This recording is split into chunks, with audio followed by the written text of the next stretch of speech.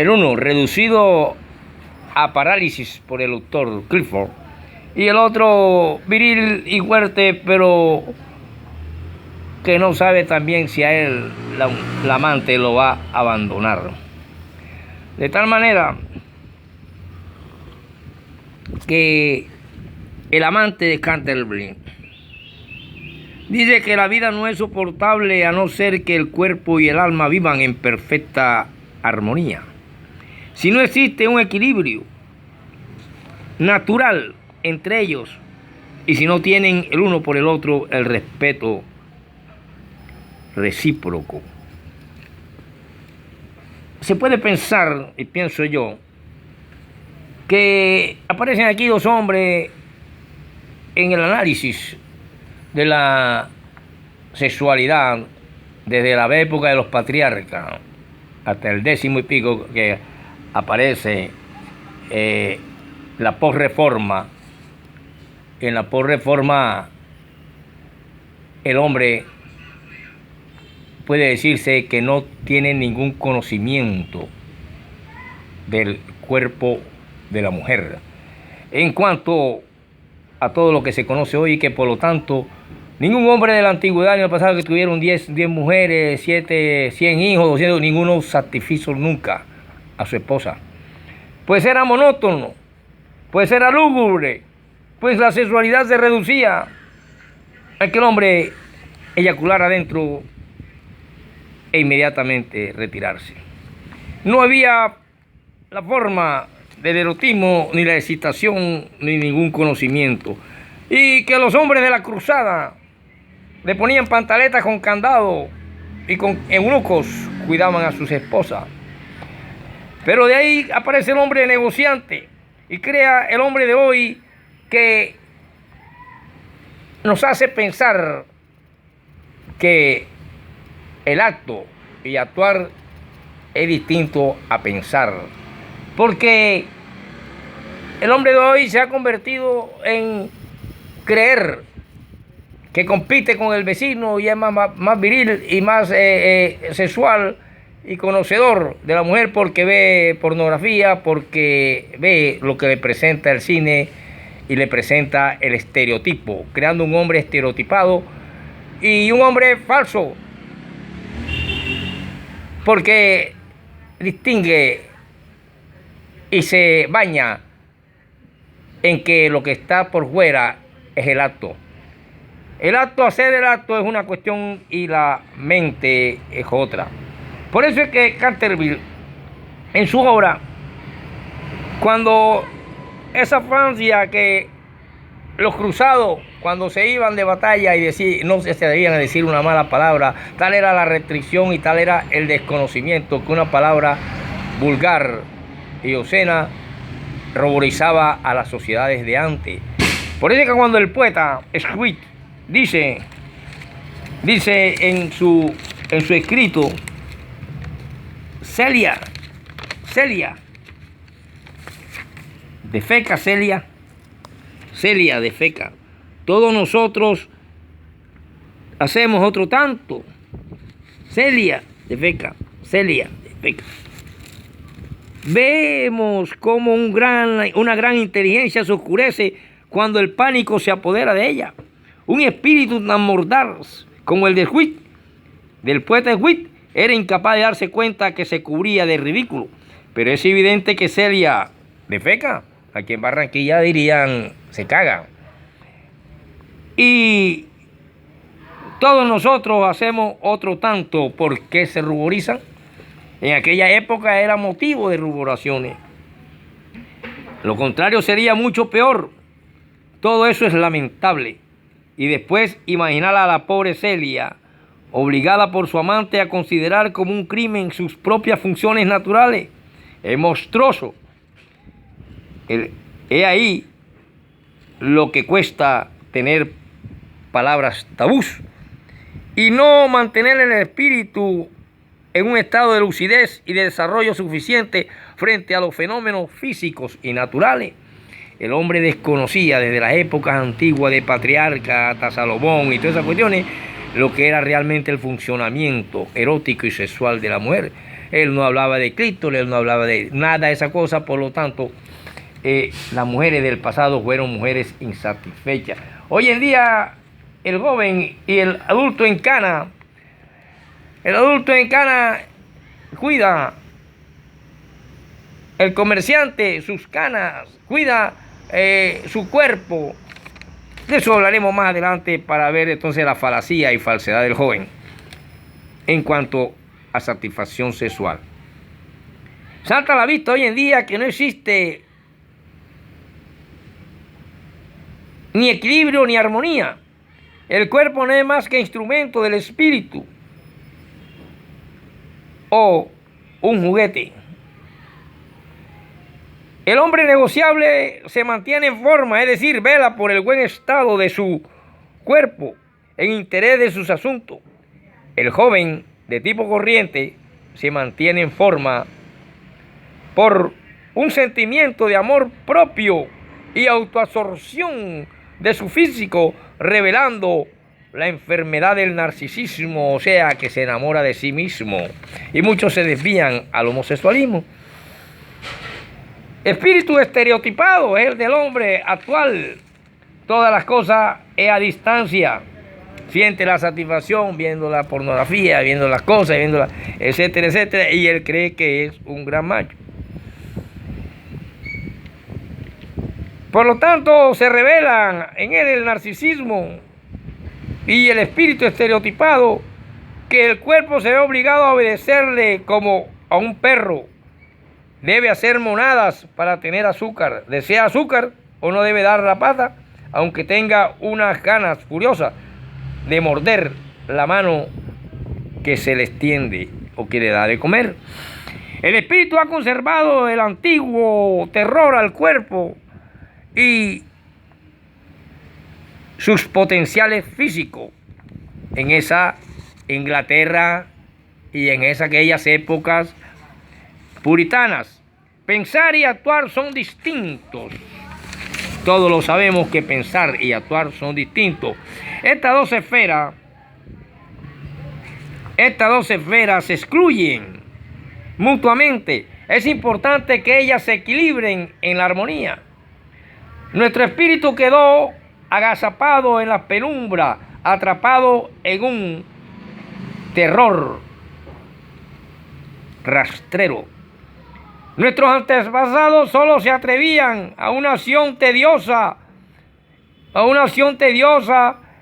y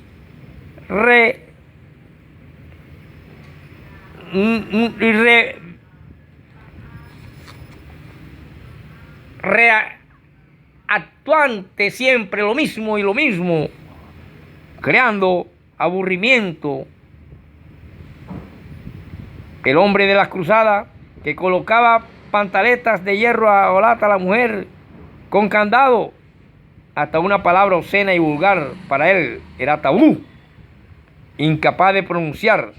El hombre de hoy le proyecta, quiere hacer ver lo que en el acto es incapaz de realizar, y en esto radica la significación del libro de Lauren, el amante de Canterville. Que los hombres y mujeres sean capaces de pensar las cosas sexuales plenas y completamente, honesta y propiamente. Por eso el libro debe ser dirigido a las jóvenes de 17 años. La demencia de un gran espíritu, como fue el de Witt, nos hace creer en su poema a su querida Celia,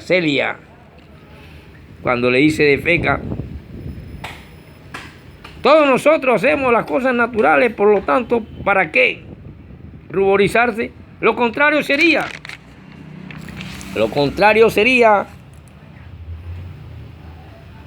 mucho peor. Todo eso es lamentable. Y después imaginar a la pobre Celia obligada por su amante a considerar como un crimen sus funciones naturales, es monstruoso. He ahí lo que cuesta tener palabras tabú. Las palabras tabú costaban caro, eran monstruosas, Imagínate en esta sociedad de hoy en día que todo el mundo hable de pura plevedad. De verdad, empieza la Inquisición y las cuestiones y no queda ni uno vivo. Y no mienten y no mantienen el espíritu en un estado de lucidez y de desarrollo suficiente frente a los fenómenos físicos y naturales. ¿Cuál sería la vida del cuerpo si no obedeciera nada más que a sí mismo? Debemos comprender entonces al joven puritano, sosegado, y al entrecano, sosegado por una edad avanzada, y el joven de hoy que baila jazz y cree poder hacerlo todo, y puede hacerlo todo a sí mismo. La mente depravada y corrompida piensa que tiene el espíritu lleno de inmundicia y que las busca por doquier. Mi libro, dice Lauren, el autor, el escritor, para responder a todos y a todas: guardaos de vuestras perfecciones, guárdense de sus perversiones si las amáis, vuestra perversión de libertinaje elegante y vuestra perversión de espíritu depravado. La vida no es soportable, al menos que el cuerpo y el alma vivan en perfecta armonía, con profundo respeto y armonía. Lo dice Lauren en su libro, y nos enseña él que los cuerpos de nuestros contemporáneos hombres y mujeres no son más que perros bien amestrados. Y esta comparación es sobre todo flagrante en eso que concierne a la juventud libre y emancipada de hoy en día.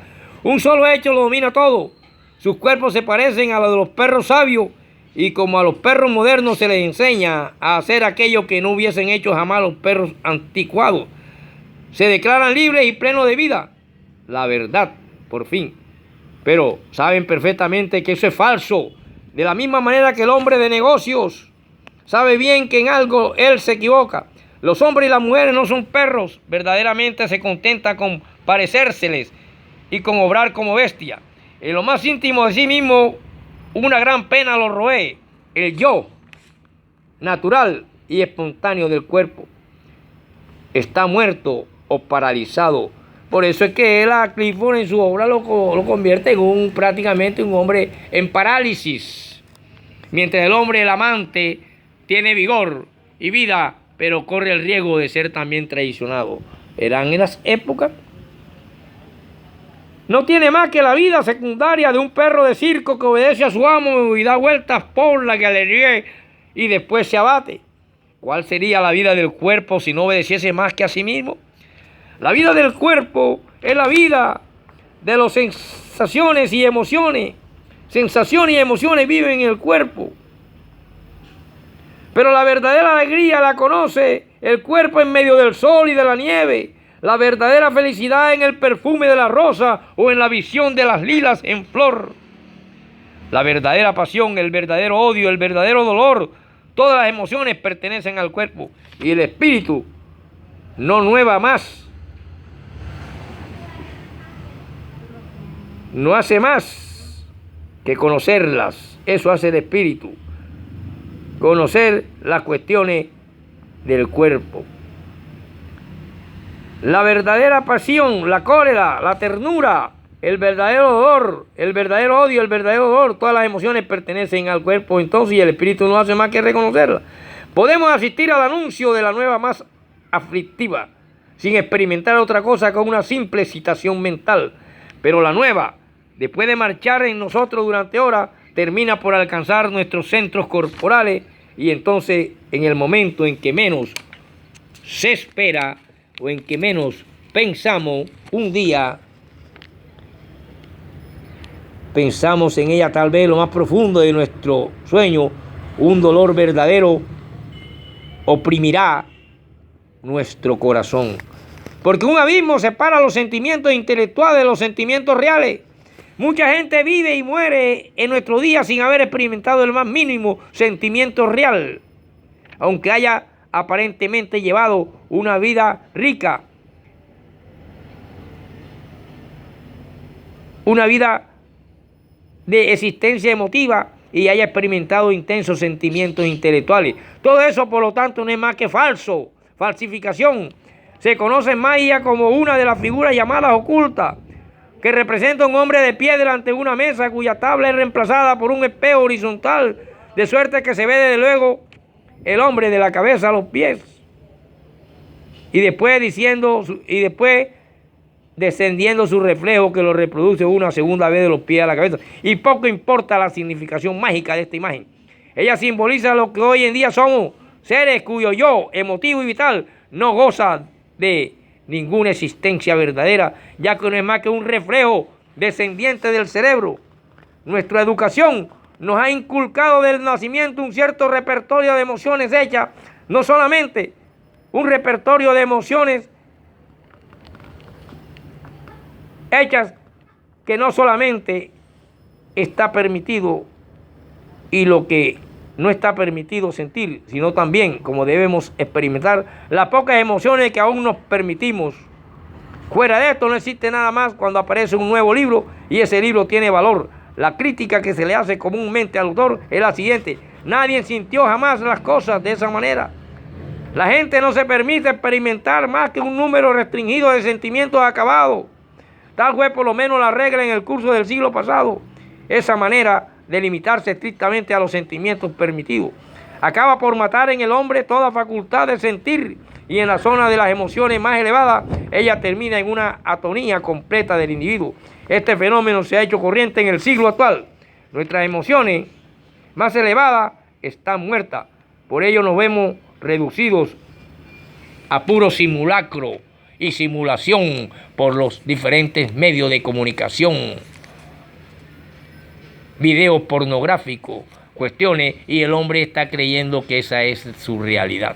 Por lo tanto, actuar y pensar son dos cosas totalmente distintas, y así fueron avanzando los siglos y las cosas hasta llegar, y él descubre realmente que el hombre de la antigüedad desconocía el cuerpo sexual de la mujer, y por eso era tedioso y difícil de que un hombre antiguo haya satisfecho alguna vez a su mujer, aunque hubiera hecho 20 hijos. De ahí que la guerra derrumba techo sobre su cabeza y ella comprendió que era necesario vivir y aprender, decía la amante. Y Clifford comprendió que se había casado.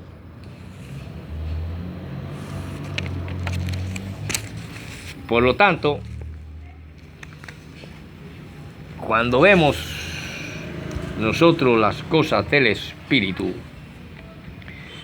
estamos entendiendo que él mismo, Clifford, nos dice que no nos apartemos. Que no nos apartemos porque los jóvenes no acuerdan importancia alguna. Lo consideran al sexo como un cóctel, un momento de gusto momentáneo, porque la vida sigue y sigue. Basta para ilustrarnos leer el caso del coronel Baker. El coronel Baker era una mujer que se hacía pasar por hombre. El coronel casóse con una mujer y vivió 25 años con ella en un estado de perfecta felicidad conyugal. Y durante todo ese tiempo, la infortunada se creyó normalmente casada con un hombre verdadero. Qué confusión la suya el día en que por fin tuvo la revelación de la verdad. Una situación tal no es solamente monstruosa, sino de una crueldad sin nombre. Sin embargo, existen en nuestro día millones y millones de mujeres que se podrían engañar de una manera análoga y que persistirían en su error. ¿Por qué? Porque lo ignoran todo, porque son completamente incapaces de pensar sexualmente, porque no son, bajo este aspecto, más que embriones de seres humanos. Valdría más dar mi libro a leer a todas las jóvenes de 17 años. El mismo fenómeno se reproduce en el caso de ese piadoso clérigo y venerable maestro de escuela que después de largos años de vida irreprochable ingresó en la cárcel a la edad de 75 años por haber asaltado y violado a pequeñas niñas.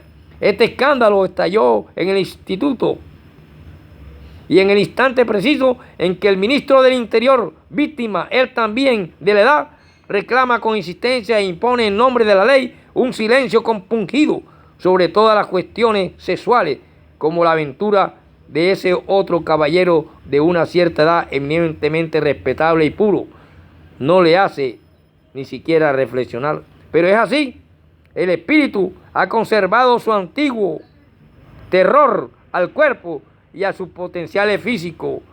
Es el cuerpo que urge libertar, civilizar sobre este punto. Es probable que el terror que el cuerpo inspira al espíritu volvió loco a más de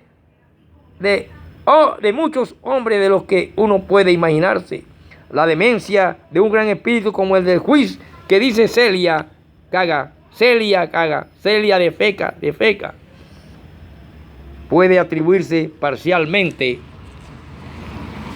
a todos estos análisis y forma de interpretar la ciudad, o al menos a esta causa. En el poema que él compusiera en honor de su querida y que tiene por estribillo esas palabras insensatas, pero Celia defeca.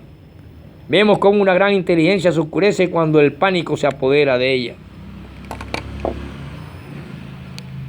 Dice el libro Hui en esta tercera parte y que concluiremos en el cuarto episodio con el profesor Robinson Ferreira sobre literatura que no debemos olvidar.